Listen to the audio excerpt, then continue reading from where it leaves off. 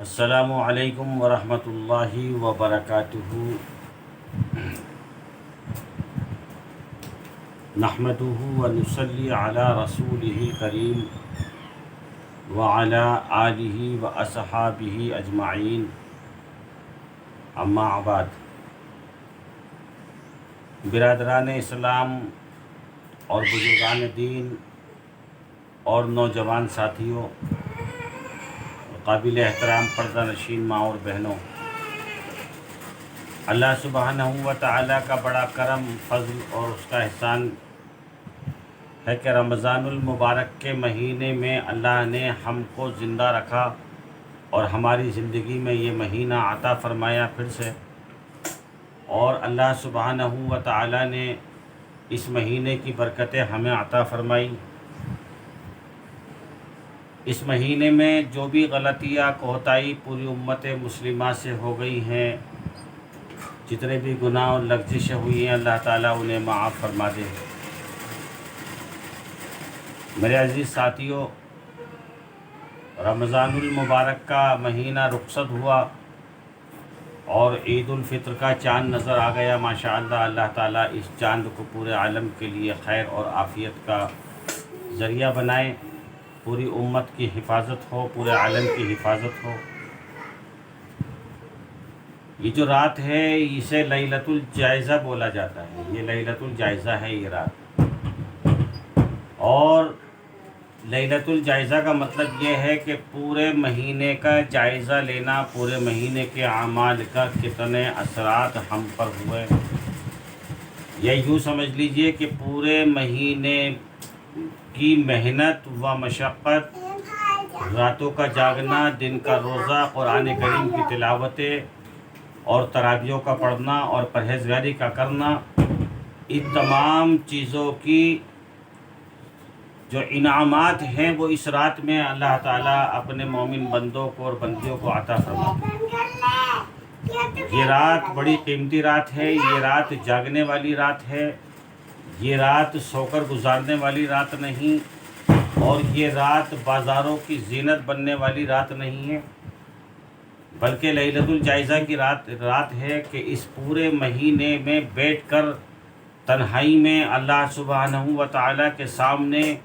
پورے مہینے کا جائزہ لیں، حساب لگائیں، سوچیں کہ اس پورے مہینے میں جب سے رمضان المبارک کا چاند نظر آیا تھا، مجھ سے اور آپ سے کتنی خطائیں ہوئیں، کتنی غلطیاں ہوئیں، کتنی کوتاہیاں ہوئی ہیں، چاہے وہ اللہ کے قانون کو لے کر ہوئی ہوں، جناب رسول اللہ صلی اللہ علیہ وسلم کی زندگی کو لے کر کے ہوئی ہوں، خلاف سنت کوئی عمل ہوا ہو، کوئی فرض چھوٹا ہو، یا اللہ کی مخلوق کے ساتھ کوئی معاملہ ایسا بنا ہو، اللہ تعالیٰ کے سامنے بیٹھ کر ان تمام چیزوں کا حساب لگانا اور سوچنا اور سمجھنا، اور جو بھی تلخی اور غلطیاں ہمیں نظر آئیں اس پر اللہ سے توبہ استغفار کرنا۔ اے اللہ، اس مہینے میں بے شک ہم سے یہ گناہ ہوئے ہیں، یہ غلطیاں ہوئی ہیں، ہمیں اپنی قدرت سے معاف فرما دے، نہ جانے آنے والے وقت میں یہ مہینہ دوبارہ ہماری زندگی میں نصیب ہوگا یا نہیں ہوگا، اللہ سبحانہ و تعالی جانتا ہے۔ تو اللہ رب العزت سے اس رات میں خوب معافیاں مانگنی ہیں، تنہائیوں میں بیٹھ کر اس کے سامنے اپنے تمام زندگی کے حالاتوں کو رکھنا ہے۔ اے اللہ، ہمارے ان روزوں کو، ان نمازوں کو، ان تلاوتوں کو، اس خیرات کو، اس زکوٰۃ کو، اس صدقات الفطر کو اور تراویحوں کی نمازوں کو جو بھی ہم سے تو نے کرائی ہیں، ہماری ہمت نہیں تھی، ہم اس لائق نہیں تھے، جو بھی نیک عمل ہوا وہ تیری جانب سے ہوا، تیری قدرت سے ہوا،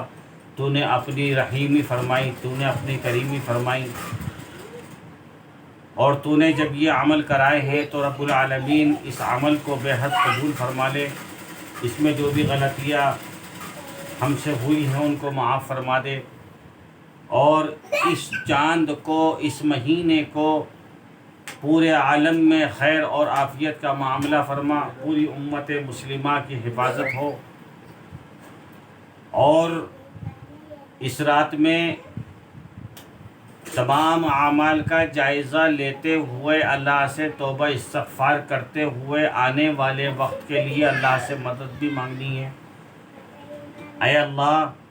جس طرح تو نے یہ مہینہ اپنی رحمت سے گزروایا ہے، اسی طرح سے پورا سال آنے والے رمضان تک ہماری یہی حالت ہونی چاہیے، ایسی ہی مسجد آباد ہونی چاہیے، ایسے ہی دسترخوان وسیع ہونے چاہیے،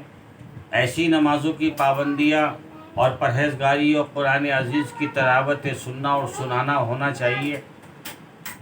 اے اللہ، آنے والی ہر خطاؤں سے، مصیبتوں سے اور شیاطینی وسوسوں سے، حملوں سے ہم کو محفوظ فرما۔ لیکن اس رات میں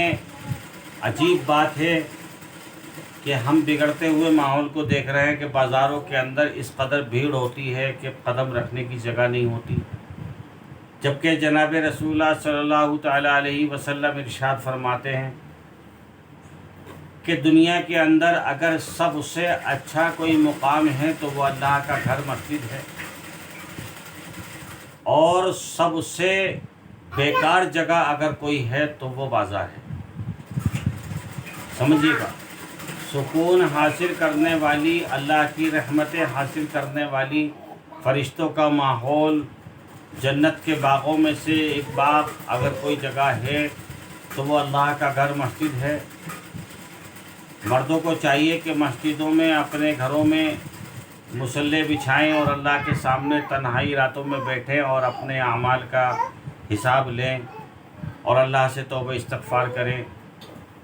بہنوں کو چاہیے کہ اپنے گھروں کے اندر دینداری کا ماحول بنائیں، رات میں اللہ کے سامنے حاضر ہو جائیں اور اپنے پورے مہینے کا سروے کریں، اپنے گناہوں کی معافی مانگیں، آنے والے وقت کے لیے اللہ کی مدد مانگیں۔ چونکہ یہ رات ایسی بھی ہے کہ اس رات کے اندر ابلیس ملعون رہا بھی ہوگا، اور وہ امت سے کہے گا کہ میں 30 دنوں کے لیے کیا گیا تم لوگوں کے بیچ سے کہ تم نے میری ساری محنت پر پانی پھیر دیا۔ میں نے تمہیں 11 مہینے تک جو درس دیا تھا، جو تمہیں گائیڈ کیا تھا 11 مہینے تک، تم نے میری امیدوں پر پانی پھیر دیا،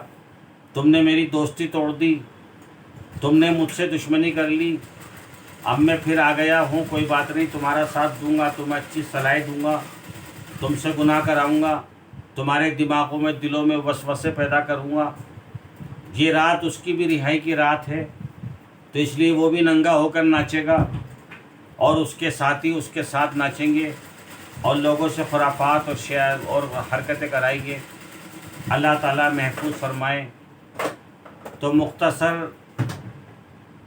لفظوں میں مختصر بات عرض کرنا چاہتا ہوں، وقت کی تنگی ہے، بہت مصروف تھا، اس لیے آپ کے سامنے آنے میں دیری ہوئی، اس کے لیے معذرت چاہتا ہوں، اور اللہ سبحانہ و تعالیٰ سے یہ دعا کرے، اے اللہ، اس رات میں پوری امت کی جان، مال، عزت، آبرو کی، ایمان کی حفاظت کرتے ہوئے آنے والا سال اس پوری امت کے اوپر خیر اور عافیت کے ساتھ گزروا دے۔ میری آپ سے معجزانہ درخواست یہ بھی ہے کہ جیسا کہ آپ حضرات کو اچھی طرح سے علم ہے کہ میں ایک عرصے سے بیمار اور کمزور ہوں، اللہ سبحانہ و تعالیٰ سے میری اچھی صحت کی دعا کریں، اور حضرت والا جیسا کہ آپ کو معلوم ہے،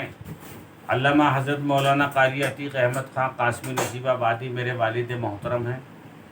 یہ بھی ضعیفی کے عالم سے گزر رہے ہیں، ضعیفی کی عمر سے گزر رہے ہیں، کافی کمزور ہیں۔ اللہ سبحانہ و تعالیٰ سے حضرت کی اچھی صحت اور لمبی عمر کی دعا کریں کہ اللہ تعالیٰ حضرت کو ہمیشہ ہمارے سر پر قائم رکھے اور ہماری اسی طرح سے حضرت سرپرستی کرتے رہیں۔ اور میری معجزانہ درخواست آپ حضرات سے یہ بھی ہے کہ پوری امت محمدیہ کے لیے دعا کریں، اس پوری روح زمین پر جہاں جہاں امت ہے، اللہ تعالیٰ اس کی رہنمائی فرمائیں، اس کی حفاظت فرمائیں۔ اللہ تعالیٰ ہماری مساجد اور مدارسوں کی حفاظت فرمائیں، علماء کرام، بزرگان دین کی حفاظت فرمائیں۔ اللہ تعالیٰ امت کے مردوں کی، عورتوں کی، بوڑھوں کی، بچوں کی، جوانوں کی حفاظت فرمائیں، اور خاص طور سے فلسطین کے مسلمانوں کے لیے دعا کیجیے، اللہ تعالیٰ ان کی حفاظت فرمائے، اور مسجد اقصیٰ کی اللہ تعالیٰ حفاظت فرمائے۔ اسی کے ساتھ میں اپنی بات مکمل کرتے ہوئے آپ سے پھر دعا کی درخواست کرتا ہوں۔ اللہ تعالیٰ کہنے سننے سے زیادہ مجھے اور آپ کو اور پوری امت مسلمہ کو عمل کی توفیق نصیب فرمائے، آمین اللہم آمین۔ سبحان اللہ و بحمدہ، سبحانک اللہم و بحمدک، اشہد ان لا الہ الا انت، استغفرک و اتوب الیک۔ سبحان ربک رب العزت عما یصفون، وسلام علی المرسلین، والحمد للہ رب العالمین۔ السلام علیکم ورحمۃ اللہ وبرکاتہ۔